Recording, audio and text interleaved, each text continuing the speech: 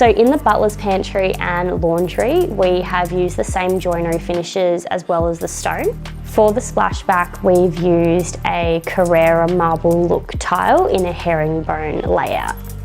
A cool detail that we've incorporated in both the butler's pantry and the kitchen is we've done a recessed LED strip lighting underneath the cabinetry, which creates this really cool ambience inside.